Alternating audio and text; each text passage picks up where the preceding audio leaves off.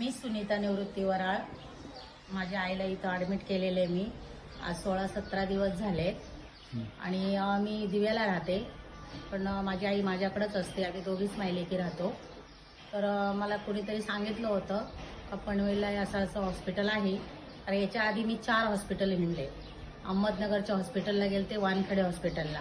तिथं माझ्या आईला बघूनच सांगितलं का यांचं ऑपरेशन होणार नाही आहे, तर तुम्ही यांना घरीच काहीतरी इलाज करा, बाहेरचा इलाज करा. तर मी आयुर्वेदिक पण केलं सर, काहीच झालेलं नाही त्याने. मग त्याच्यानंतर वाशीला आणलं सेक्टर 10ला कामगार हॉस्पिटलमध्ये. तिथं त्यांनी 3 महिने तिचे ट्रीटमेंट केलं, दवा गोळी दिली, कोर्स दिला 3 महिन्याचा.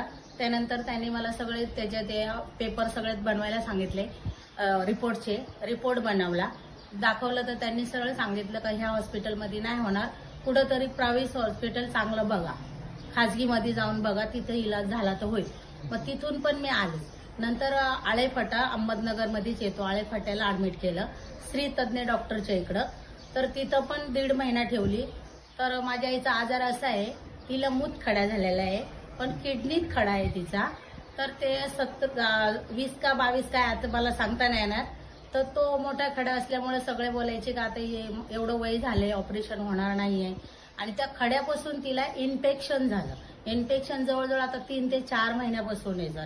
पण इथं आम्ही 17 दिवस झाले आज आलेलं, तर अर्ध्यातला अर्धा फरक पडला इन्फेक्शनला बी, आणि खडा पण काढला त्यांनी. मी मनापासून धन्यवाद करते त्या लोकांचा.